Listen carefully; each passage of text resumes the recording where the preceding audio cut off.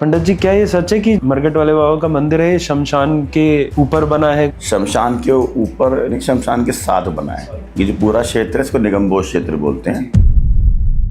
इसके बारे में ऐसी मान्यता है कि इस शमशान के अंदर ना कोई शमशानों में रहता है, कोई तंत्र मंत्र यहाँ कुछ काम नहीं करता। इसका पहले नाम प्राचीन हनुमान मंदिर हुआ करता था। जब हम छोटे थे उस समय में भी प्राचीन हनुमान मंदिर ही बोला करते थे। लास्ट 30 साल के अंदर मैं समझता हूँ नाम चेंज होकर के मरघट वाले बाबा हनुमान मंदिर बना है। और ये वो सिद्ध स्थान है जो पांडवों के समय से यहाँ पे स्थापित है। पंडित जी, बागेश्वर धाम धीरेन्द्र शास्त्री जी हैं, उनका हनुमान जी से क्या कनेक्शन? हनुमान जी की महिमा तो अपरंपार है। अनंत काल से हनुमान जी हैं, थे और रहेंगे। माँ सीता का आशीर्वाद है उनको।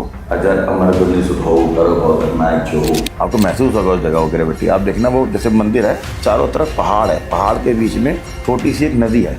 नदी के बिल्कुल नदी क्रॉस करते ही उस तरफ वो मंदिर बना हुआ है।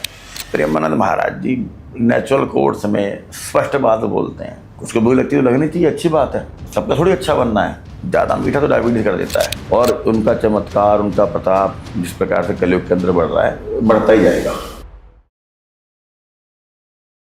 जय श्री राम पंडित जी। जय श्री राम। तो पंडित जी, स्वागत है आपका चर्चा विद जैक्सन के अंदर। और सबसे पहली चीज तो ये कि पंडित जी, आप मरघट वाले बाबा मंदिर के पंडित जी हैं। तो सबसे पहला क्वेश्चन तो हमारा यही निकल कर आता है कि आप मरघट वाले बाबा मंदिर से कैसे जुड़े? अब वहाँ हमारी माता जी के पिताजी, उनके पिताजी जी 6 पीढ़ी 7 पीढ़ी से वहाँ सब सेवा में हनुमान जी की। और हमारे नाना जी के समय से ही वहाँ पर लोगों ने रहना शुरू करा। वरना उससे पहले तो ये शहर के बाहर होता था मंदिर। कभी आप मंदिर जाओगे तो मंदिर के बिल्कुल पीछे किले की दीवार है, लाल किले की दीवार जी। और पुराने समय से ऐसा ही होता है कि किलों के अंदर ही शहर बसा करते थे, किलों के बाहर शहर नहीं होते थे। तो एग्जैक्टली किले के बाहर ये हनुमान जी का मंदिर है, मरघट वाले बाबा। साथ में मंदिर के निगमबोध गेट है जी। तो उसी गेट से निकलना आना होता था। और वहीं पर ही मंदिर में लोग नाना जी के समय तक से भी सब शहर में रहा करते थे। नाना जी हजरतुल्लाह तानी तो अपनी जगह है, वहाँ से रोज पूजा करने आते थे उनके पिताजी जी। और वापस जाते थे। अच्छा, और पंडित जी, क्या ये सच है कि जो मरघट वाले बाबा का मंदिर है शमशान के ऊपर बना है कुछ ऐसा? शमशान के ऊपर नहीं, शमशान के साथ बना है। साथ? ये जो पूरा क्षेत्र है इसको निगमबोध क्षेत्र बोलते हैं। जी निगमबोध क्षेत्र, वहाँ एक निगमबोध घाट करके एक शमशान घाट है, बड़ा प्रसिद्ध शमशान घाट है, बड़ा सिद्ध शमशान घाट है। ये शमशान बाबा बागनाथ के आस के अलावा शमशान है। इसके बारे में ऐसी मान्यता है कि इस शमशान के अंदर ना इसको शमशानों में रहता है, कोई तंत्र मंत्र यहाँ कुछ काम नहीं करता। बहुत सिद्ध शमशान है ये। शमशान के अंदर ये काली का मंदिर है, बहुत प्राचीन। एक भैरव जी का मंदिर है। पहले वहाँ पर एक नाथ जी रहा करती थी।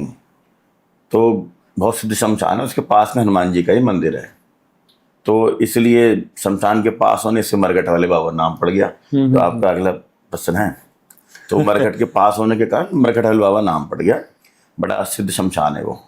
अच्छा, तो उसी के कारण मरघट वाले बाबा मंदिर पड़ा। वैसे जी। वैसे इस मंदिर का प्राचीन मंदिर ही बोलते थे हनुमान? इसका पहले नाम प्राचीन हनुमान मंदिर हुआ करता था। जब हम छोटे थे उस समय में भी प्राचीन हनुमान मंदिर ही बोला करते थे। लास्ट 30 साल के अंदर मैं समझता हूँ नाम चेंज होकर के मरघट वाले बाबा हनुमान मंदिर बना है। ठीक है। तो पंडित जी, मरघट वाले बाबा मंदिर से जुड़ी हुई कुछ ऐसी बातें जो काफी लोगों को नहीं पता, कुछ आप उनके बारे में बताना चाहें तो? हनुमान जी की महिमा तो अपरंपार है। अनंत काल से हनुमान जी हैं, थे और रहेंगे। और माँ सीता का आशीर्वाद है उनको। अजर अमर गुण सुध हो करो बहुत नायक जो हो। जब लंका गए थे भगवान, तब माँ के आशीर्वाद से तब भगवान अजर अमर हुए थे। तो उनकी कथाएं, उनके प्रसंग तो मतलब बताने कम मतलब कम हो जाएंगे, हमारा समय कम पड़ जाएगा। अपने स्थान पर मरघट वाले बाबा, ये हनुमान जी का स्थान ज़्यादातर मैं देखता हूँ प्रसिद्ध है। मासिस के अंदर बहुत संख्या में लोग आते हैं, अपनी मन्नतें लेकर आते हैं, अपनी मनोकामना लेकर के आते हैं। मैंने देखा है वहाँ बहुत सारी जनता जो रहती है वो हैं जो कहीं ना कहीं रोज़गार के इच्छा रखते हैं कि भगवान की कृपा से उनका रोज़गार बने, जी। उनका व्यापार ठीक हो। व्यापारी वर्ग बहुत बड़े इसमें आता है। और जो एम्प्लॉई वर्ग है, जो रोज़गार करते हैं, नौकरी चाहते हैं, नौकरी करते हैं, वो बहुत बड़ी संख्या में आते हैं। तो संख्या के भाव से आप देखो तो हनुमान जी की यहाँ जो संख्या है वो मैक्सिमम उन लोगों की है जो या तो कहीं नौकरी करते हैं या व्यापार करते हैं, उसी रूप के लोग हैं। और जो आप व्यक्ति अपनी मन्नत लेकर के आता है उसकी मन्नत हनुमान जी सिद्ध करते हैं। लोग 40-40 दिन का हमारे यहाँ का अनुष्ठान करते हैं, 40 दिन का लोग नियम लेते हैं, 40 दिन लोग लगातार मंदिर आते हैं, दर्शन करते हैं हनुमान जी की। 40 दिन हनुमान जी को कुछ भोग लगाते हैं, प्रणाम करते हैं। 40 करना आसान नहीं है, हनुमान मंदिर का 40 बड़ा कठिन है। हनुमान जी 2-4 बार परीक्षा ले लेंगे, आपकी परीक्षा कड़ी हो जाएगी, आप पहुंच नहीं पाओगे, चलिए टूट जाएगा।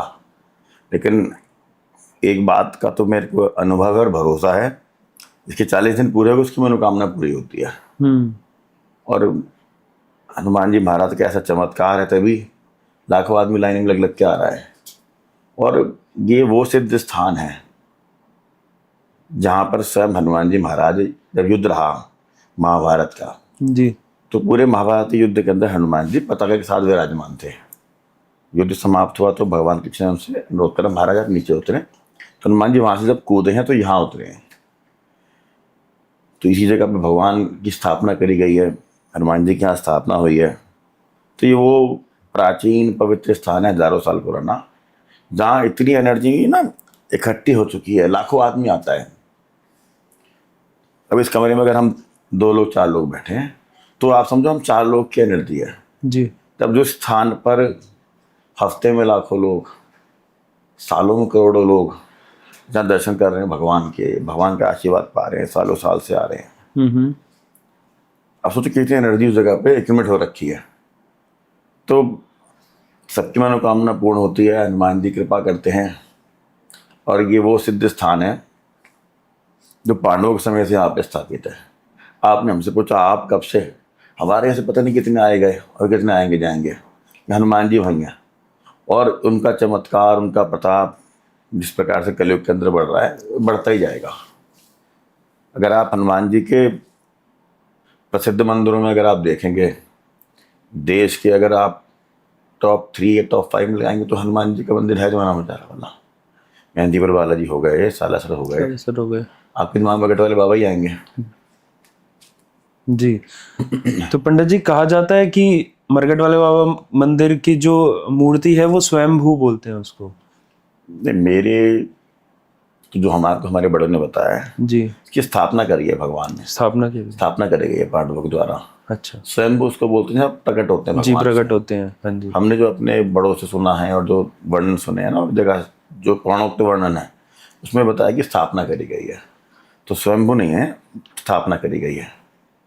अच्छा, अगर आपके बहुत सारे प्रश्न जवाब मैं नहीं से करूँ तो आप बुरा मत मानना, क्योंकि मुझे ऐसा लगता है कि आपने मुझे भी इसलिए बुलाया है कि कोई गलत फहमी हो, जो दुनिया को नहीं पता हो, गलत चल रहा हो, ना पता हो, हम उसे ठीक करें। सच बात है, हम कहीं ना कहीं करेक्शन करें, जो अगर कोई गलती है तो ठीक हो जाए, लोगों को पता लगे। लोग ऐसा ना करें कि गूगल करें और उसमें लिखा है। जैसे कई लोगों के पास भ्रांति है कि हनुमान जी जा रहे थे, वहां पे नीचे बहुत सारे भूत प्रेत देखे, हनुमान जी वहां उतर गए, हनुमान जी ने उतर के उनका, ऐसा नहीं है। यहाँ तो हनुमान जी उतरे हैं, हनुमान जी की स्थापना करी है पांडवों ने।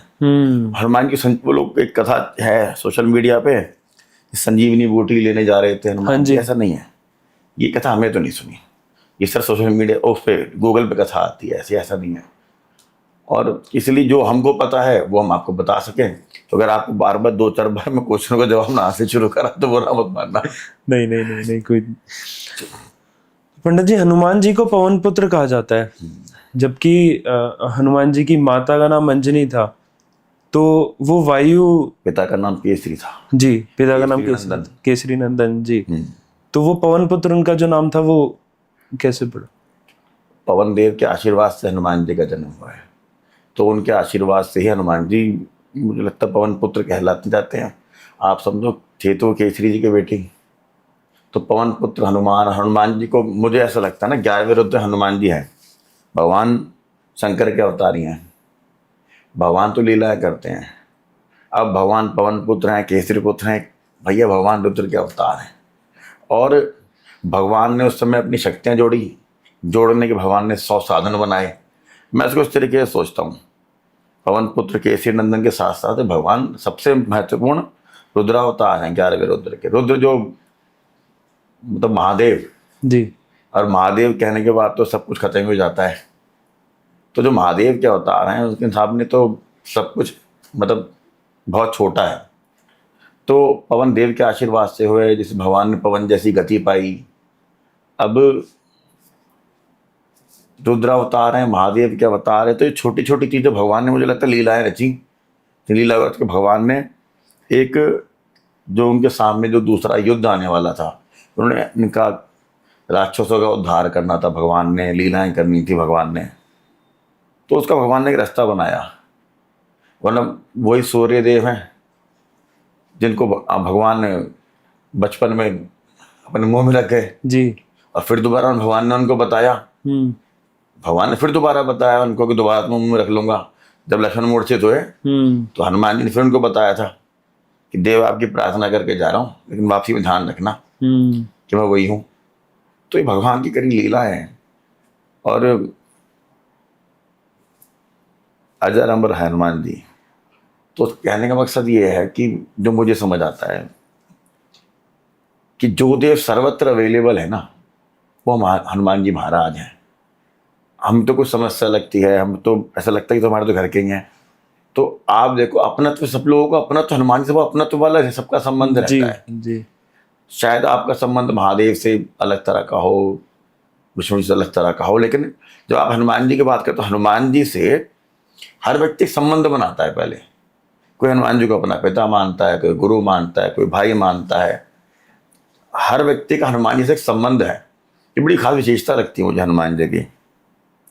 अगर आप भी पता नहीं हनुमान जी को मानते हो तो कुछ मानते हो, तो कुछ मानते होगे उनको अपना, क्योंकि हनुमान जी से पहले रिश्तेदारी करता है, फिर उनसे कुछ मांगता है।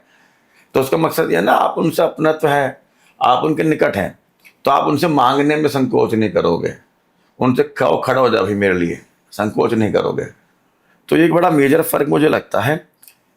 जैसे अगर हम जैसे हनुमान जी के पैदा हुए हैं, अब शंकर जी के मंदिर में भी चल रहे हैं, तो शंकर जल चढ़ा लिया, हनुमान जी महाराज दया करियो, फिर याद शंकर जी है, तो हो जाता है ऐसा। क्योंकि आप जिसकी ज्यादा प्यार करते हो ना जिसको, तो 12 वर्ष का मुंह से नाम निकलता है जी। तो ये अपनत्व का भाव भी है। तो हनुमान जी महाराज तो ये सब लीला रची उन्होंने। वो पवन पुत्र क्या, केसरी नंदन क्या, भैया रुद्र क्या अवतार है, वो साक्षात महादेव हैं। और वो भगवान राम की सेवा करने के लिए, और भगवान राम को मतलब उनके कहे कामों को करने के लिए जन्म लिया उन्होंने, वो अवतार लिया उन्होंने। और वो सर्वत्र विद्यमान है, यहीं पे खड़े हैं हमारे साथ। और पंडित जी, कहा जाता है कि हनुमान को खुश करना आसान होता है, सिंदूर चढ़ाने से हर काम होता है। तो हनुमान जी को सिंदूर चढ़ाने की जो ये है, वो कहाँ से, कैसे एक तो स्टार्ट हुई, और इसके पीछे की कैसे चीजें होती हैं? वो ऐसी कथा है कि हनुमान जी को, कि जब वो माँ सिंदूर लगा रही थी, तो कथा सबने सुनी है। कथा को दोबारा सुनाने से नहीं, कि भगवान माँ सिंदूर लगा रही, तो उन्होंने कहा इनसे भगवान प्रसन्न होते हैं। तो हनुमान जी ने अपने सारे में सिंदूर लगा लिया। तो हनुमान जी का श्रृंगार सिंदूर और तेल लगा के करते हैं, चमेली का तेल लगा के करते हैं। सिंदूर चमेली तेल लगाया जाता है। अब इसी के अंदर एक और बात है, दक्षिण भारत में मक्खन लगाते हैं, हनुमान जी को सिंदूर नहीं लगाते। वहाँ हनुमान जी काले कर रखे उन्होंने, हमें हनुमान जी सिंदूर लगाते हैं। तो हनुमान जी सिंदूर लगाने से प्रसन्न होते हैं। हनुमान जी का श्रृंगार सिंदूर से और वर्क लगा के करते हैं, जैसे जिसका होता है। और हनुमान जी की मालिश करते हैं सिंदूर लगा करके, सो हमारा भाग्य बदलता है। हनुमान जी की कृपा होती है। और हनुमान जी का वो भाव रहता है कि ना, उनको श्रृंगार अगर करा जाए सिंदूर का, उसका चमेली तिल सिंदूर मिला करके, तो उससे हनुमान जी की कृपा बरसती है और हनुमान जी का आशीर्वाद मिलता है। जी। और हनुमान जी के मंदिर में मंगलवार और शनिवार को जो ये वार है, ये कहाँ से आए? अब सारे दिन हनुमान जी के, भैया मैं तो नहीं मानता कि कोई एक दिन हनुमान जी का है। हाँ, शनिवार विशेष क्यों है? क्योंकि देखो, शनि की कृपा अगर आपको चाहिए, शनि की कृपा आप पे वक्रियां ना हो, तो हनुमान जी का आशीर्वाद जरूरी है। क्योंकि हनुमान जी की कृपा रहेगी तो शनि कभी वक्र नहीं हो सकता आपके प्रति। वैसे तो शनि न्याय के देवता हैं, वो कभी गलत नहीं करते। शनि इकलौते ऐसे ग्रह हैं जो न्याय करते हैं आपके साथ। आप गलत करो तो गलत होगा, सही करो सही होगा। लेकिन हनुमान जी के अगर आप दर्शन करते हो, उनका आशीर्वाद लेते हो, तो आप पे कृपा रहेगी उनकी, आपको नुकसान नहीं कर सकते। और हनुमान जी का दिन मंगलवार तो हनुमान जी का है भैया। अब उसके अंदर भी एक अपवाद है, उत्तर भारत में मंगलवार हो गया, अगर आप दक्षिण जाओ तो शनिवार जाते हैं वो लोग सिर्फ। और जाओ तो और तब फर्क है ना। ऐसे महाराष्ट्र में मंगलवार के दिन गणेश जी जाते हैं, हम बुधवार को जाते हैं, इतवार। तो दिनों के चक्कर में नहीं पड़ना चाहिए। अब रोज हर दिन हनुमान जी का ही है, तो मेरा मानना ऐसा है कि हर दिन हनुमान जी का है। और आपको विशेष कृपा आती है शनिदेव का, मतलब कृपा बनी रहा है आप पे, तो शनिवार जरूर जाना चाहिए फिर तो हनुमान जी पे। जी। और ऐसा भी कहा जाता है कि मंगलवार को बाल नहीं कटवाने चाहिए, तो वो वाली जो चीज है वो कहाँ से आती है? मंगलवार बाल नहीं कटवाने चाहिए, वैसे तो शनिवार बाल नहीं कटवाने चाहिए, गुरुवार बाल नहीं कटवाने चाहिए, गुरुवार को साबुन तेल भी नहीं लगाना चाहिए। ये तो देखो कुछ नियम है हमारे जो शास्त्रों के हिसाब से बोलते हैं, शास्त्रोक्त नियम है। मंगलवार देखो, मैं देखा कि जो जो लोग रोज भी शराब पीते हैं ना, शायद वो मंगलवार नहीं पीते। जो लोग रोज भी नॉनवेज खा रहे हो, मंगलवार नॉनवेज नहीं खाते। तो ये दिन हनुमान जी का है, उस हिसाब से लोग अपना ध्यान रखते हैं। अब क्यों, तो कुछ चीज़ों में आप देखो नहीं पूछ सकते। वैसे तो तर्क मतलब प्रश्न तो होना चाहिए, लेकिन हर चीज़ में तो फिर कभी आजकल एक नया नियम है, लोग क्या करते हैं, मंगलवार का बंद है ना, 12 बजते खा लेंगे। हाँ, कि 12 बज गया, अब जैसे मान लो 31 तारीख को न्यू ईयर था, उस दिन मंगलवार था, तो लोग 12 बजे घड़ी में 12 बज जाएं, 12 बजे खा लेंगे। भाई हम सनातनी हैं, हमारे यहाँ सूर्योदय सुबह 4 बजे होता है, उसके बाद दिन का परिवर्तन होता है। तो दिन महत्वपूर्ण नहीं, भगवान महत्वपूर्ण है। जब आपको समय लगे, भगवान की कृपा रहे, आप जाओ, भगवान को ध्यान करो, भगवान को याद करो, भगवान को याद के साथ करो, साथ साथ अपने कर्म ठीक रखो। मैं भगवान को तो याद रख रहा हूँ, भगवान को पूजा कर रहा हूँ, मंदिर बाहर निकलते किसी गला काट रहा हूँ। तो अगर ये कर रहा हूँ तो फिर या गला काटने का अलग मुझे काम मिलेगा, उसका अलग प्रताप मिलेगा। तो अगर कोई नहीं देख रहा तो वो तो देख रहा है, तो उसके पास तो कोई जवाब होगा जरूर हमारे लिए जी। तो इसलिए दिन महत्वपूर्ण नहीं है, मंदिर जाना महत्वपूर्ण है। अब आप हो, आप हिंदू हो, आप ब्राह्मण हो जी, आपके माथे पे टीका नहीं है, जी, ठीक है, बहुत छोटी सी चीज़ है।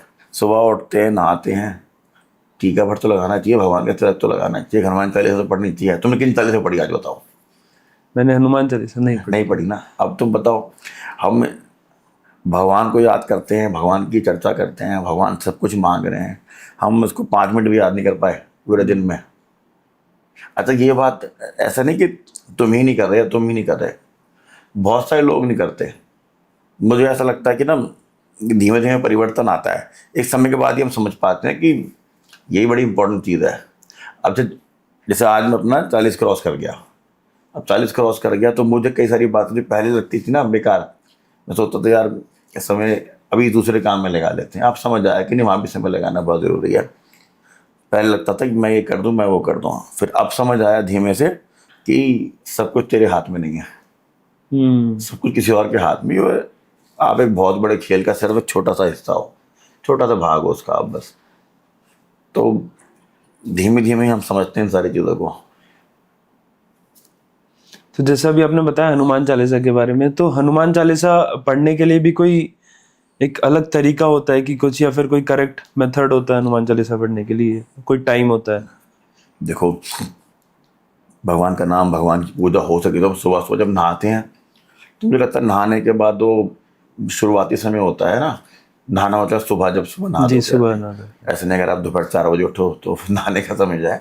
सुबह नहाते तो हमारे विचार शुद्ध होते हैं, हम कहीं ना कहीं रेस्ट करके उठते हैं, तो हम एकदम से कहते हैं ना दिमाग से भी कहीं ना कहीं तो रिलैक्स होते हैं। तो उस समय फ्रेश मन से अगर हम भगवान का नाम लेके चलेंगे तो पॉजिटिविटी रहती है पूरे दिन के अंदर। तो सुबह सुबह का समय मुझे लगता है कि बेस्ट है पाठ पूजा करने के लिए, भगवान को याद करने के लिए, क्योंकि आप अपना दिन जब शुरू कर रहे हो तो you should start fresh, start good. वो है जगत गुरु, वो है ना जगत गुरु जी, क्या नाम उनका? राम भद्राचार्य जी। राम भद्राचार्य जी। जी। तो पंडित जी, जगत गुरु राम भद्राचार्य जी ने हनुमान चालीसा के अंदर 2 लाइनों का उन्होंने कहा कि ये चीजें या तो शायद लोग सही से नहीं पढ़ते या फिर वो सही नहीं है, तो उस पे आपका क्या कहना है? तुमने राम पूछा, राम भद्राचार्य जी, राम भद्राचार्य जी को रामचरित मानस कंठस्थ है, उनको दिखता नहीं जी, नहीं दिखता, वो रामचरित मानस कंठस्थ है। राम भद्राचार्य जी वो हैं जिन्होंने टेस्टिफाई करा था जाके कोर्ट में, राम मंदिर का चल रहा था ना केस जब, तो राम भद्राचार्य जी को बुलाया गया था गवाही देने के लिए। राम भद्राचार्य जी वो संत हैं जो सारे वेदों पे अपना टिप्पणी टीका करते हैं। तो मुझे ऐसा लगता है कि इतने बड़े संत की कही किसी बात पर मुझे टिप्पणी नहीं करनी चाहिए। एक तो मेरी बात ऐसे के अंदर ऐसा मानना है कि टिप्पणी मेरा करना ठीक नहीं, इतने बड़े संत की किसी बात के ऊपर। और दूसरा, एक और मेरा ऐसा विश्वास है, कहते हैं ना, मरा मरा मरा मरा मरा मरा भी राम हो जाता है। तो मरा मरा भी राम हो रहा है तो ठीक है, कुछ जैसा पढ़ने पढ़ लें तो कहीं से राम हो जाएगा मरा मरा भी। और बाकी रामभद्राचार्य जितने बड़े संत हैं, उनकी किसी बात को तो कभी हमको अन्यथा दिमाग लगाना ही नहीं चाहिए। अगर वो कह रहे हैं तो ठीक कह रहे हैं, वो गलत नहीं हो सकते। जी। और हनुमान चालीसा के अंदर 40 चौपाइयाँ हैं, तो इसका भी कोई लॉजिकल रीजन है या फिर ये भी बस हनुमान जी की कृपा कितने है? मंदिर जाना है? हाँ जी, कितने दिन जाने को बताया था मंदिर? 40 दिन। 40 दिन ना? हाँ जी। तो बताओ, है ना, कनेक्शन है कि नहीं है? है। हमारे ग्रंथों में, हमारे शास्त्रों में हर बात का लॉजिक है। और अगर आप एक बात समझो, अगर आप पॉडकास्ट में किसी को भी बिठा लो, आप इंटरव्यू किसी का भी ले लो, हर बार में कहा ना एक नई बात निकलेगी भगवान की चर्चा जब भी आप करोगे। तो कोई व्यक्ति कहते मुझे सब पता है, ऐसा पॉसिबल ही नहीं है। सच बात है। हर जगह कुछ नई चीज़ निकलेगी, हर बार कुछ नया सीखोगे। तो सब चीज़ के पीछे लॉजिक है। इसीलिए ना कई बार हमारे को अगर ना पता हो तो हमें ना आर्ग्यूमेंट नहीं करना चाहिए, डिबेट करनी चाहिए, आर्ग्यूमेंट नहीं करना चाहिए। हाँ ठीक है, पूछ लेना चाहिए ज्यादा। अब हनुमान जी तुम्हें किसी ने बताया? किसी ने बताया हनुमान जी? आपकी माता जी ने बताया? हाँ जी। उन्होंने तो बताया हनुमान जी हैं। अगर शंकर जो कहती नहीं हनुमान जी हैं, अगर कहती है राम जी हैं, तो हमारे बड़ों ने बताया ना, हमने उनकी बात सुनी, समझी, धीमे धीमे हमारे अंदर भी दिमाग आया, हमने भी हाँ पढ़ा। हाँ, तो कहीं ना कहीं से तो हमारे बड़ों ने तो हमारे को बताई है बहुत सारी बातें, उनको उनके बड़ों ने बताई हैं। अब अगर किसी ने बैठ के चित्र बनाया भगवान का, वो कहती नहीं जी भगवान ऐसे नहीं दिखते। तुम्हें पता है कैसे दिखते हैं? तुम्हें भी तो नहीं पता ना। तुम्हारी माता ने तुम्हें एक पिक्चराइजेशन दिया, मेरी माँ ने मुझे एक पिक्चराइजेशन दिया, मेरी माँ ने मुझे बताया भगवान ऐसे हैं। चलत कुंडलम भूसुनेत्रम विशालम, हम पढ़ रहे हैं भगवान की स्तुति, शंकर महादेव की, हम हनुमान चालीसा पढ़ रहे हैं, हम मतलब नहीं पता फिर पढ़े जा रहे हैं। किसी ने बताया ना, विश्वास पे तो पढ़ रहे हैं, और हमारे विश्वास पे भगवान हमारा कर भी रहे हैं, हमारा भला भी हो रहा है। तो भैया काहे लॉजिक पे दिमाग लगाना है? मैं तो इसलिए सोचता हूँ ठीक है चलते जाओ, क्योंकि अल्टीमेटली क्या होगा ना, हमारे क्वेश्चनों का आंसर ग्रेजुअली आ जाते हैं। क्योंकि जब मिलना हो तभी आंसर आएगा। ये प्रश्न तो आपने पहले नहीं सोचा था ना, 40 में अपना आप आ गया। तो हर चीज का लॉजिक है, बस हमें उत्तर पता होना चाहिए। उत्तर बताने के लिए पंडित जी हमारे साथ हैं। मेरा प्रयास है, बाकी तो 40 दिन वाली बात भी आपने पहले ही बताई, और फिर ये उसी के अंदर से क्वेश्चन का आंसर आपने पहले ही दे दिया था। तो पंडित जी, क्या हनुमान जी अभी भी पृथ्वी पर हैं? बिल्कुल है भाई, उनका आशीर्वाद है। अजर अमर गुनी सुत हो, करो बहुत जगनायक छो। माँ का, सीता मैया का आशीर्वाद उनको। आप सुंदरकांड पढ़ोगे ना, सुंदरकांड के अंदर जब हनुमान जी जाते हैं लंका, जब लंका हनुमान जी माँ के सामने बैठते हैं, जब अपना परिचय करा के वो मुद्री फेंक करके, तो माँ उनको आशीर्वाद देती हैं। इस दोहे में आशीर्वाद है माँ का दिया हुआ, अजर अमर गुणित सुध हो, करो बहुत रघुनायक छो। तो भगवान सर्वत्र विद्यमान है, भगवान है, यही है भगवान। और ये भी कहा जाता है कि हनुमान जी ने पहले रामायण लिखी थी, और फिर उन्होंने वो अपनी रामायण जो लिखी उन्होंने मिटा दी थी। रामायण के हजारों टीका है। टीका समझते हो? जी। टीका मतलब एक तरह से ना, जैसे मैंने रामचरितमानस पढ़ी, रामायण पढ़ के मैंने अपना सोचा कि मेरे हिसाब से भगवान ऐसे लगते हैं, ऐसे दिखते हैं, मैंने एक अपना वर्जन लिखा। तमाम कथाएं हैं। वाल्मीकि रामायण जो है वो भगवान के जन्म से पहले लिख दी गई थी, वाल्मीकि रामायण। अच्छा, ठीक है जी। अब वाल्मीकि रामचरितमानस इतनी है ना, तुलसीदास जी लिखी है, वाल्मीकि रामायण इतनी छोटी है, तो उसका एक सिंपल सरल वर्जन लिखा रामचरितमानस तुलसीदास जी ने, वो बाद में लिखा। और रामचरितमानस के, रामायण के हजारों टीका हैं। कहते हैं ना सबके राम, तुम्हारे राम मेरे राम, हम उनको अलग तरीके से देखते हैं। अब हनुमान जी सबके दोस्त हैं, किसी दोस्त हैं, किसी के पापा हैं, किसी के गुरु हैं, किसी के भैया हैं, किसी के कुछ हैं। तो हम सब अपना रिश्ता भगवान से रखते हैं, तो सबके अपने टीका हैं।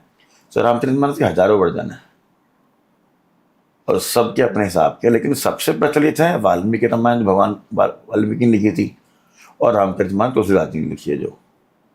तो हम भी घरों में जो पढ़ते हैं तुलसीदास जी रचित रामायण रामचरितमानस ही पढ़ते हैं, रामचरितमानस उसको पढ़ते हैं और यही सब प्रार्थना करते हैं कि अपने जीवन में उतारें कैसे ना कैसे इसको, जो उतना उतार सके उतना बढ़िया है। बाकी हम भगवान थोड़ी, हम इंसान ही हैं।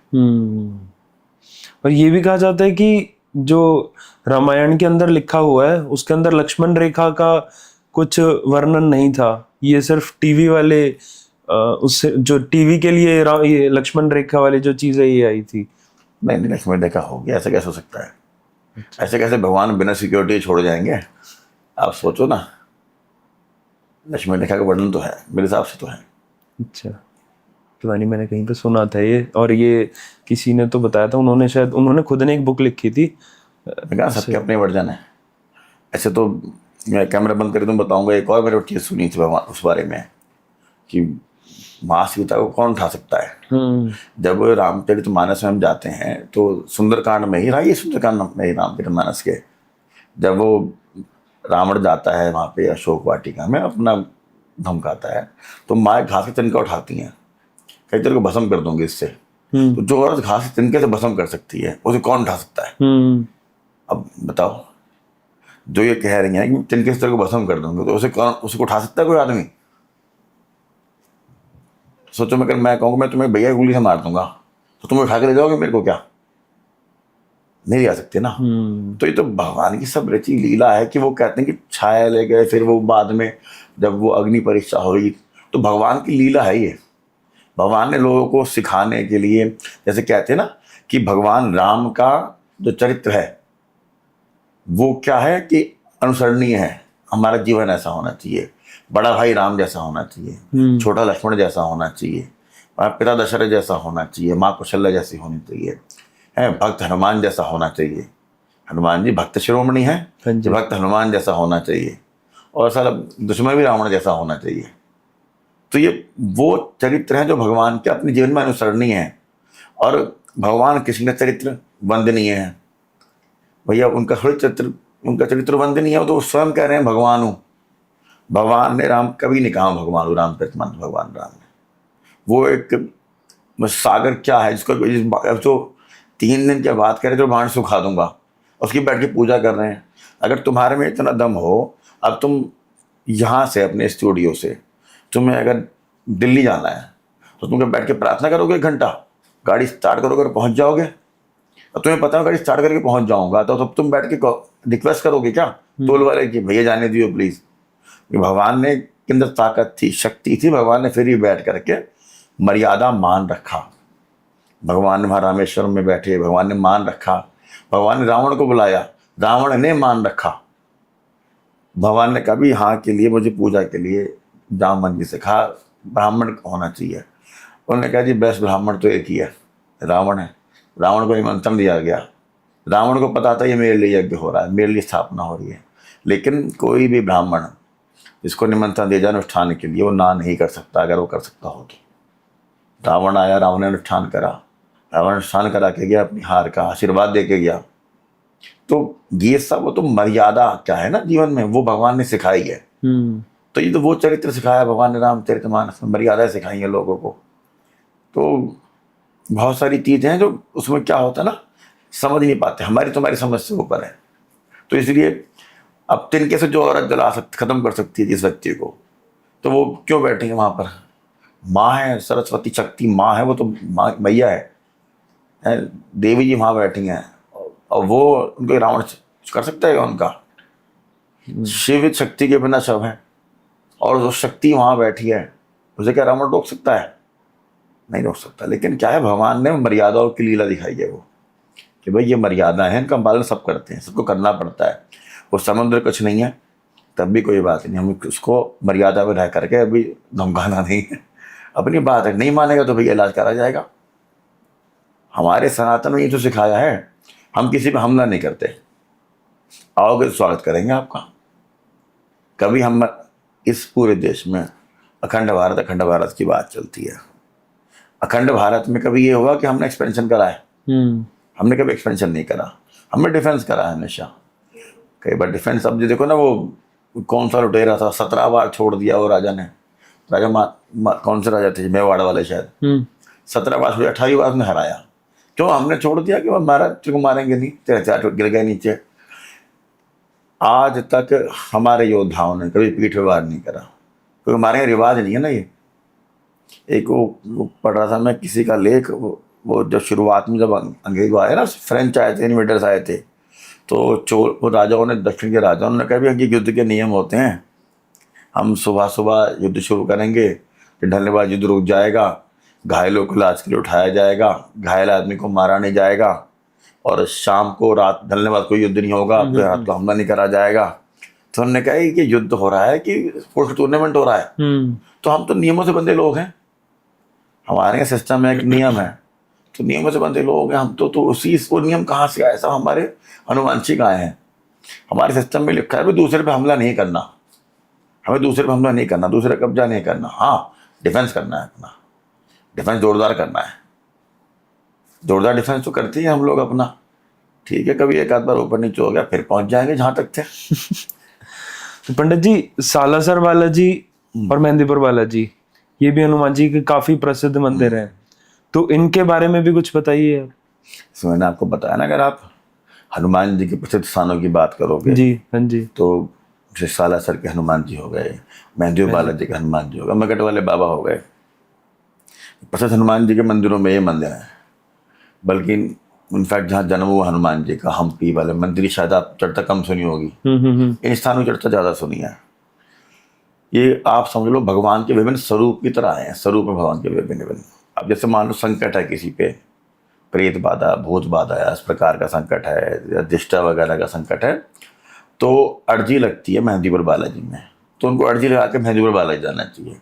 सिस्टम होता है वहाँ अर्जी लगाओ जा करके हनुमान जी को, और वहाँ जाके हनुमान जी से प्रार्थना करो। ऊपर प्रेतराज सरकार है, दीवान जी की हाजिरी लगती है। तो मेरी निगाह में और मेरे अनुभव में आज तक अगर किसी को कोई ऐसी बाधा है आज तक, उसको वहाँ भेजा और वो ठीक नहीं हुआ, ऐसा कुछ नहीं हुआ है। मेहंदीपुर बालाजी आप कैसा भी किसी प्रकार की गंभीर समस्या भेज दो, कैसा भी किसी को प्रेत बाधा, भूत बाधा कुछ भी हो रही हो, वहाँ ठीक होती ही होती है। वहाँ हनुमान जी का जो स्वरूप है ना, वो स्वरूप है जो कष्ट काटता है लोगों के। इस प्रकार के सारे कष्ट तुरंत कट जाते हैं। वो ऐसा मंदिर आप जाओगे, छट छट चमत्कार होगा इन चीज़ों में।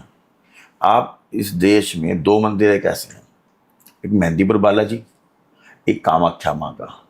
आप पे किसी ने कुछ भी तंत्र कर रखा हो, आपको ऐसा लगे कि मेरे साथ गलत हो रहा है या कोई गलत चीज़ मेरे साथ हो रही है, आप इन 2 जगह जाओ, आपको कुछ नहीं करना, खाली भगवान के सामने जाना है। आपको ऐसा महसूस होगा आप पे कंधे हल्के हो गए, शोल्डर्स लाइट फील होना शुरू हो जाएंगे। भाई ये भगवान का चमत्कार है, जो होगा सब साफ हो जाएगा। आपको कुछ नहीं कहना मेरा ये कर दियो भैया, वो अपने आप ठीक कर देंगे।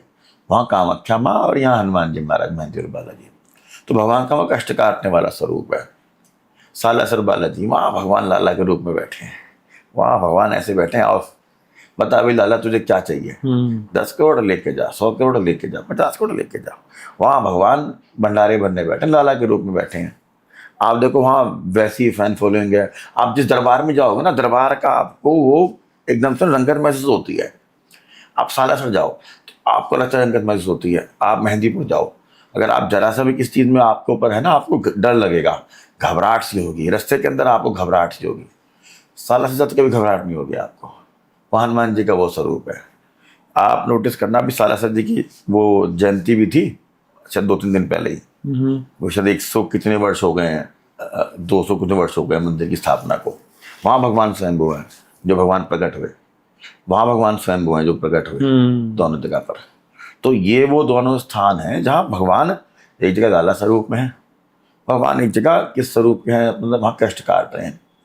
दोनों राजस्थान में है, दोनों स्थान राजस्थान में है। और आप देखो दोनों अलग तरह के मरीज जाते हैं। तो हर स्थान का भगवान का एक अलग प्रभाव होता है। अब जैसे शंकर जी हैं, शंकर जी आप सारे ज्योतिर्लिंग है, आप महाकाल जाओ आपका अनुभव होगा, आप काशी जाओ आपका अलग अनुभव होगा, आप त्र्यंबकेश्वर जाओ आपका अलग अनुभव होगा, आप केदारनाथ जाओ आपका अलग अनुभव होगा। सब का अनुभव एकदम ग्रेविटी अनुभव अलग है। तो हर स्थान का एक, मुझे लगता है ना कि एक एनर्जी का अलग तरह का लेवल होता है जो हमें वहाँ जाने से महसूस हो जाता है। आप जब मैं बजा रहा हूँ आपको अलग महसूस होगा, और एक बात मैंने महसूस करी, हनुमान जी शक्ति के देवता हैं। लोग हमें कहते भी हैं कि देखो इतनी भीड़ जब जहाँ होती, थोड़ा सा तो स्पीड से चलाना पड़ता है, थोड़ा लोगों को बोल के भी चलाना पड़ता है। लेकिन मैंने एक बात देखी, जितने भी हनुमान जी के मंदिर हैं, स्पेशली हनुमान जी का मंदिर, वहाँ सामने तो जनता भी एकदम से भरा जाती है। मुझे लगता है इतनी ताकत जब है हनुमान जी की ताकत, तो लोगों को हिलाती है। तो आप देखो, आप अगर आप मंदिर में देखना, आप जब मेहंदीपुर जाओ, आदमी पीछे से आराम से आ रहा है, आ रहा है, आ रहा है, आ रहा है, धीमे धीमे आ रहा है। जैसे हनुमान जी सामने आता है, वो धक्कम धक्का शुरू हो जाता है। कुछ ना कुछ हो जाता है लोगों के अंदर। आप ना करो, सेवादार उलझ जाए, लोग उलझ जाते हैं। तो ये मुझे लगता है एक्सेस ऑफ एनर्जी है ना, हनुमान जी को हिला देती है हम लोगों को। आप बहुत ज़्यादा लंबे समय बैठ नहीं पाओगे मेहंदी बालाजी सामने, जमुना वाले सामने बहुत लंबे समय आप बैठ नहीं पाओगे, आप अनकंफर्टेबल से हो जाते हो। वो कारण है वो एक्सेस ऑफ एनर्जी। हर जगह की एनर्जी अलग होती है। तो जैसे सालासर बालाजी नहीं है, तो आप देखो अभी अंबानी वहाँ जाके आए, सब जाके आते हैं। मेहंदी पर बालाजी आए, किसके बड़े से बड़ा कष्ट हो। अभी सीएम भी जाकर के आए, ये इलेक्शन से पहले, इलेक्शन के बाद भी राजस्थान के सीएम जाके आए वहाँ पे मेहंदी पर बालाजी। तो हर जगह का अपना अलग एनर्जी लेवल है। तो सालासर बालाजी हो गए, मेहंदीपुर हो गए, जमुना बाजार हो गए, सब जगह की अलग एनर्जी है। तो आप देखो, जैसे कहते हैं ना वो, अगर आपको तकलीफ हड्डियों की है तो आप ऑर्थो पे जाओगे, आपको तकलीफ हार्ट की है तो आप कार्डियोलॉजिस्ट पे जाओगे। तो है तो हनुमान जी सब जगह कल्याण करने वाले हैं। लेकिन अगर कोई विशेष आपकी मनोकामना है, कुछ विशेष आप कष्ट है, कुछ विशेष आपकी समस्या है, तो दर्शन करने वैसे भी जाते हैं लोग। मैं मेहंदीपुर बालाजी गया था अभी कुछ समय पहले, दर्शन करके आया हनुमान जी के। तो ठीक है, जैसे हनुमान जी का अपना अलग जगह अलग प्रताप है, हर जगह स्पेशलाइजेशन है, तो उस तरह से जाना चाहिए। अलग अलग रूप में है, अलग अलग रूप में है। ठीक है पंडित जी, अब बात करते हैं नीम करौली बाबा के। तो क्या नीम करौली बाबा जी हनुमान जी के अवतार हैं? नहीं, बड़े सिद्ध संत है बाबा नीम करौली। बाबा नीम करौली ने जो कैंची धाम है वहाँ तपस्या करी, तप करा। उस जगह में इतनी जबरदस्त एनर्जी है, बाबा ने दे छोड़ी हाँ वृंदावन में, और बाबा ने वहाँ तप करा है कैंची धाम में। आप जाओ, आपको महसूस होगा उस जगह को ग्रेविटी। आप देखना, वो जैसे मंदिर है, वो चारों तरफ पहाड़ है, पहाड़ के बीच में छोटी सी एक नदी जी, नदी के बिल्कुल नदी क्रॉस करती है उस तरफ वो मंदिर बना हुआ है। अब आप उस मंदिर को इमेजिन करो, माइनस आज की भीड़। आप मंदिर को इमेजिन करो माइनस आज का रोड। आप मंदिर को इमेजिन करो कि एक संत वहां पर एक कमरा बना करके रह रहा है छोटी सी नदी के किनारे, और उस जगह में अपने आप को इमेजिन करो आप। और वो वहां पर उन्होंने तप करा सालों साल। तो उस जगह की आप एनर्जी इमेजिन करो। नो वंडर कि अगर वो एप्पल का मालिक वहां गया और उसने एप्पल बना डाला, आप वहां जाके एक हनुमान चालीसा ही पढ़ के आओ खाली, you will feel the energy. वो बाबा का तप का स्थान है।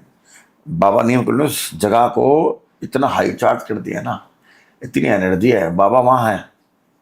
देखो बाबा संत हैं और उनका आशीर्वाद वहाँ है, लोग उनको दर्शन भी करते हैं बाबा के, आज भी लोग वहाँ करते हैं।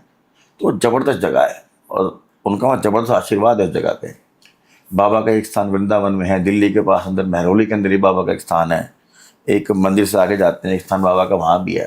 ये वो जगह है जब बाबा आए, बाबा नीम करौली वहाँ आए, रुके वहाँ पर।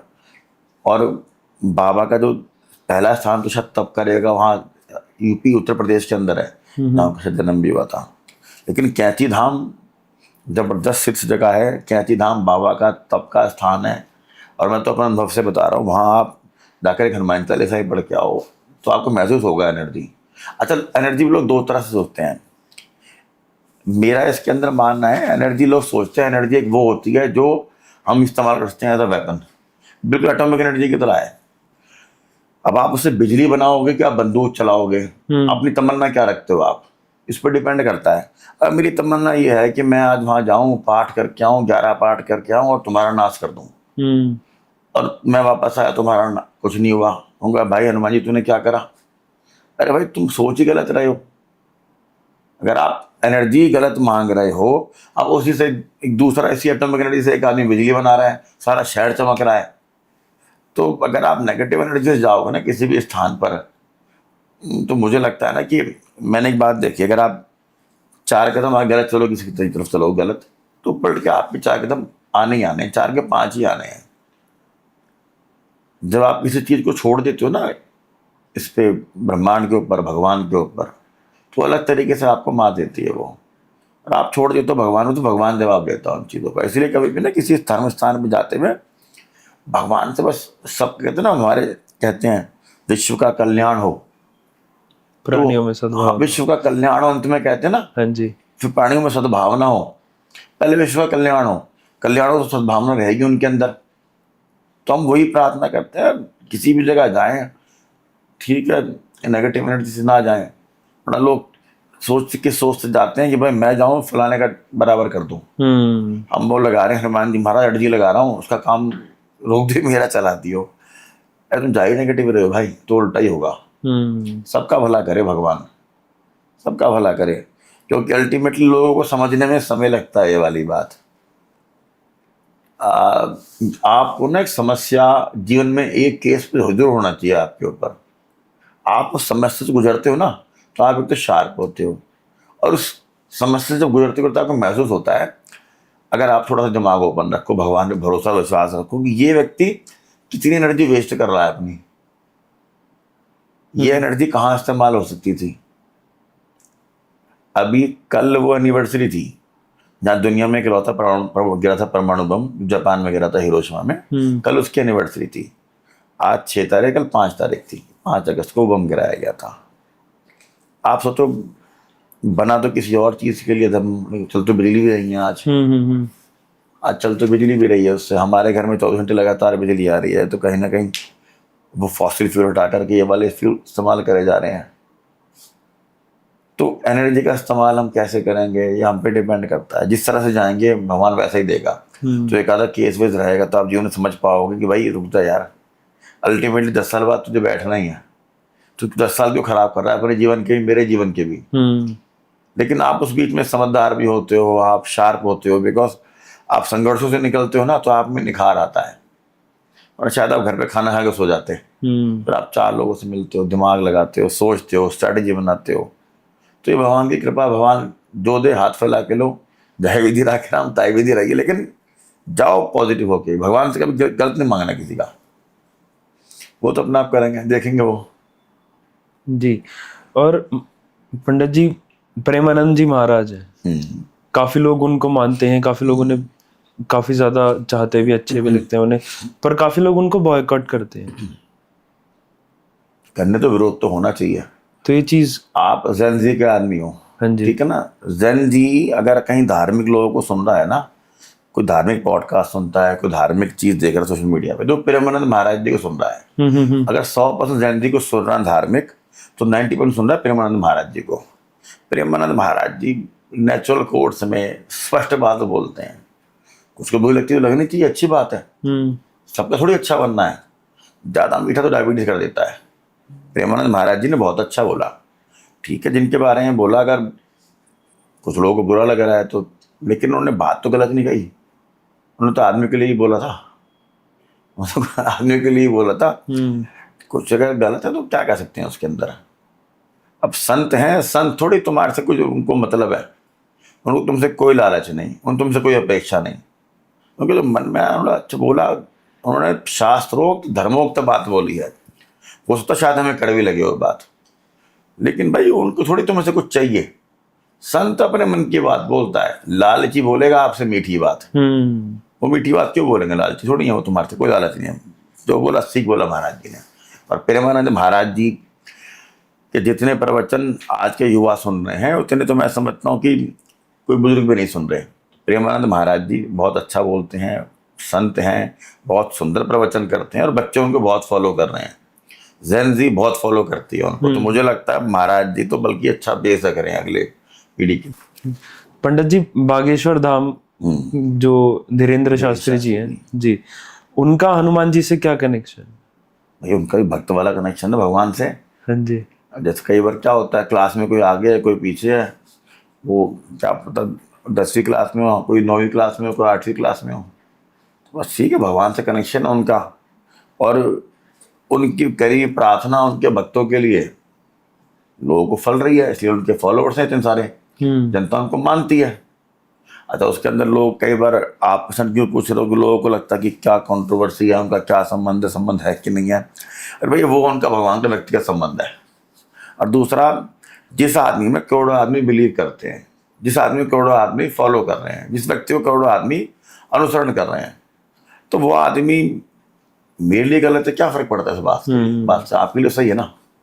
और भगवान का नाम तो ले रहा है व्यक्ति, अगर वो भगवान की कथा ही तो कर रहा है तो उसमें क्या खराब है। वो व्यक्ति भगवान का नाम को, धर्म का प्रचार प्रसार कर रहा है। अब लोग उसके अंदर कहते हैं जी वो कथा क्या है कि 2 करोड़ रुपए लेते हैं, 1 करोड़ रुपए लेते हैं। अरे भैया, जो उस आदमी को सुनने 10 लाख आदमी रोज आ रहा है। अब 10 लाख आदमी क्योंकि बैठने की व्यवस्था तो 50 लाख के टेंट में ही होगी, कहाँ बैठाओगे आप 10 लाख आदमी रोज। 10 लाख आदमी अगर 3 दिन आया तो 30 लाख आदमी आया। 30 लाख आदमी को बुलाने के लिए भैया 50 लाख का टेंट तो लगाओगे आप कि नहीं लगाओगे। अब 50 लाख का टेंट लगेगा। जब कथा यहाँ कहीं होती है उनकी, तो इंतजाम में 10,000 पुलिस वाला लगते हैं भाई, मजबूरी है, क्योंकि जनता सुनने आ रही है उनको। अब जनता सुनने अगर उनको आ रही है तो व्यवस्था प्रशासन को करनी पड़ेगी। अब टेंट तो प्रशासन लगाएगा नहीं, टेंट तो जो कथा करा रहा है वही लगवाएगा, तो भाई इतने पैसे लगेंगे। तो ठीक है, राम भद्राचार्य जी महाराज कथा करते हैं तो ठीक है, अब इतने लोग उनको देखने सुनने आएंगे। अब चर्चा धर्म की हो रही है तो ठीक है। अब वो आप उसको कहो कि भाई बहुत पैसे लेते हैं, अरे भाई ठीक है, गृहस्थी थोड़ी है, वो सन्यासी थोड़ी हैं, कथावाचक है। आप पहले तो वो कहते थे ना, वो बड़े बड़े राज दरबारों में दिया करते थे, राजा वाजा रखा करते कथावाचकों को, उनके पेरोल पे रहते थे। भाई कौन दे रहा है पेरोल उनको। वो आदमी घूम घूम के सारा दिन कथा कर रहा है, भगवान का धर्म का प्रचार प्रसार कर रहा है, तो ठीक है। और भगवान से संबंधित तभी तो लोग सुन रहे हैं। आज आपने मुझे क्यों बुलाया, कुछ तो लगा होगा ना आपको जी कि आदमी कुछ ढंग की बात बताएगा शायद, इसीलिए तो बुलाया। अब जब लाखों आदमी उनको सुनने कहीं आ रहे हैं तो भाई उनको लगता है वो अच्छा बोलते हैं, उनको लगता है भगवान संबंध उस आदमी का, हम उस व्यक्ति को छू लेंगे मिल लेंगे तो हमारे लिए अच्छा होगा। संशय है ही नहीं इस बात में। उनका भगवान से संबंध है, भगवान से प्यार है, उनका भक्त भगवान का संबंध है, ये तो प्राइवेट संबंध है।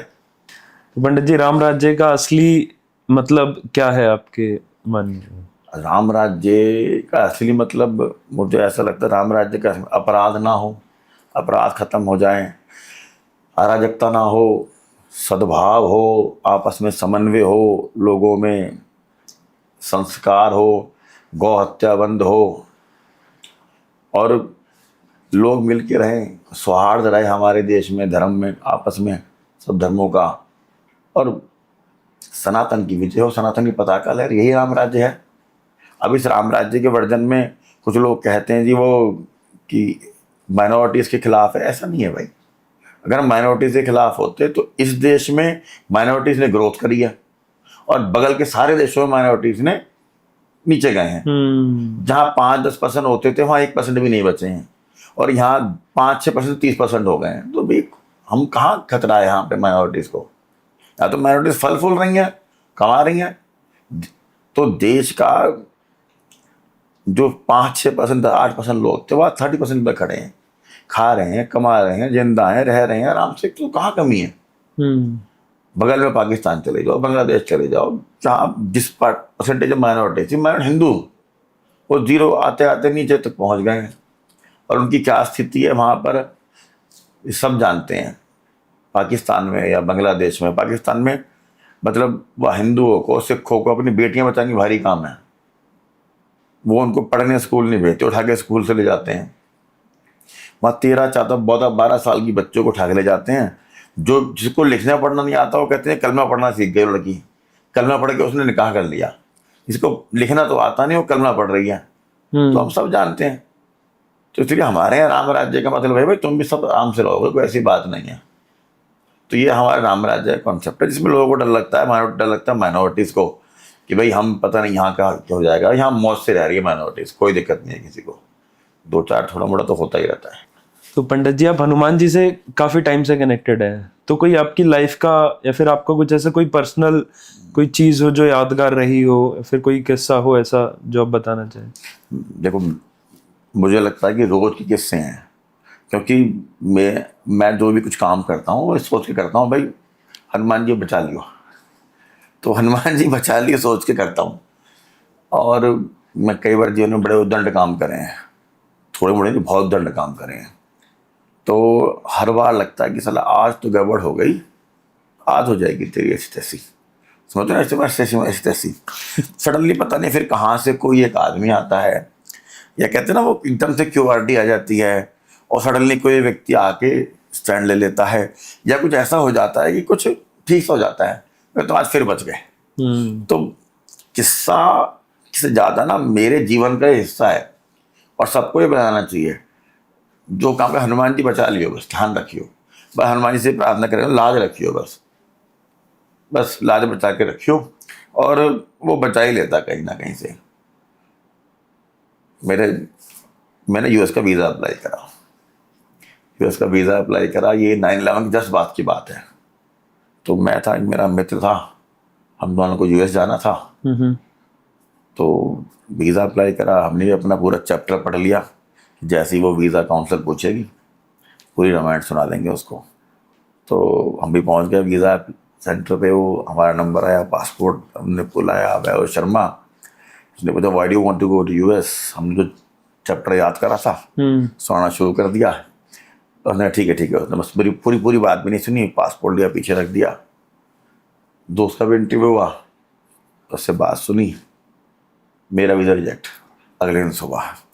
दोस्त का लग गया, बड़ा दुख हुआ, उसका लग गया। तो बड़े भारी मन से हमने उसको विदा करा, उसको छोड़ के आए एयरपोर्ट। मन तो बड़ा दुखी हुआ, ये जा रहा, हम नहीं जा रहे। तो वो सुबह वो उतरे जेएफ के, उतरते ही इमिग्रेशन ने पूछा why do came to US.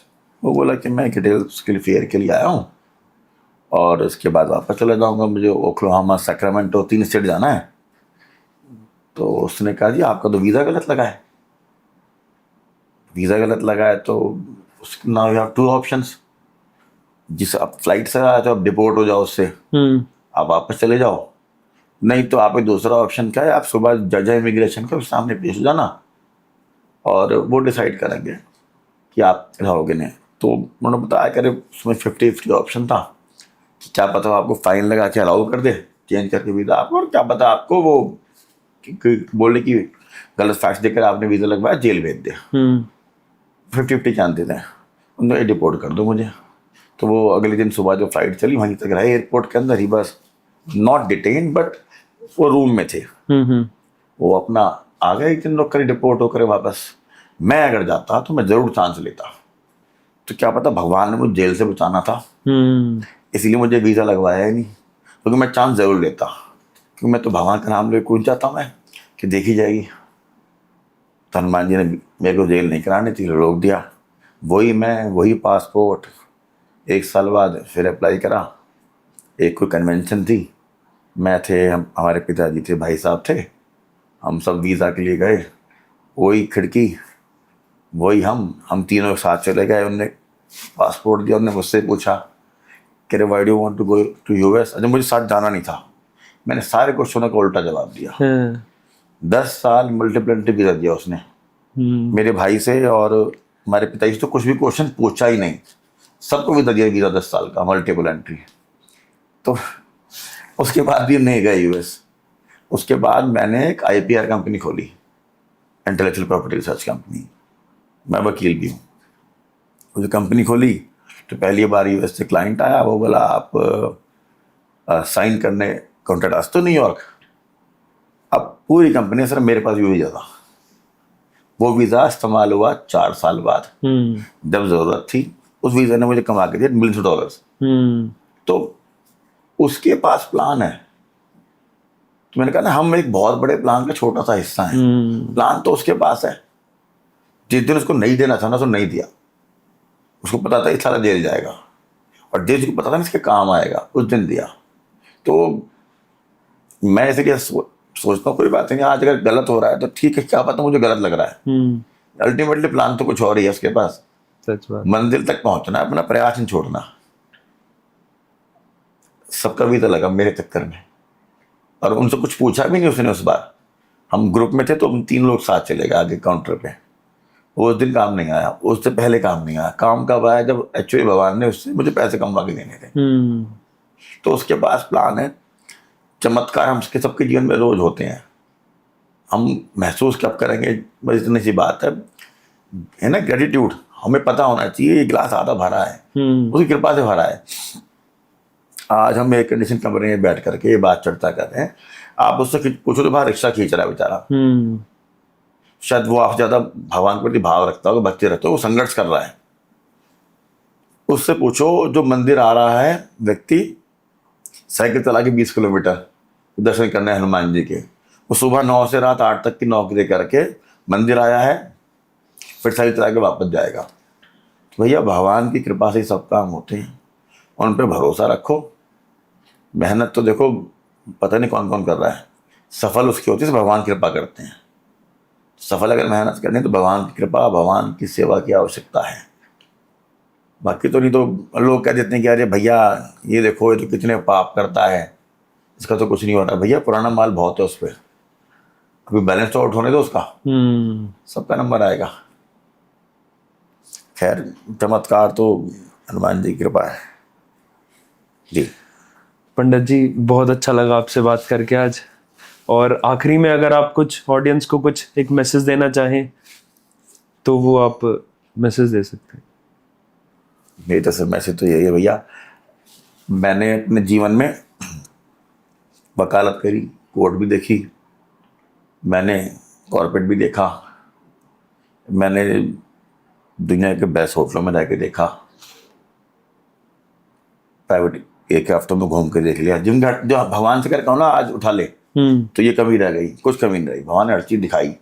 Ultimately समझ ये आया ना कि महत्वपूर्ण क्या है कि हम और हमारे आसपास के लोग, अगर आसपास में कम से हमारे माता पिता, हमारे भाई सब भाई बहन, परिवार, बच्चे, सबसे पहले इनसे शुरुआत करो। इनसे बेहतर हो गया ना सारी दुनिया से बेहतर हो जाएगा शायद। तो प्रयास करते रहना चाहिए और भगवान का सहारा लेना चाहिए, क्योंकि कहीं ना कहीं ना आप भगवान का सहारा लेके चलो ना कहीं पहुंचोगे। वरना वही बात, मेहनत तो रिक्शा खींच वो भी कर रहा है, सफल उसकी हो रही है, भगवान की कृपा इसके ऊपर है। भगवान ने भरोसा और अपनी मेहनत विश्वास रखो। जय श्री राम। जय श्री राम।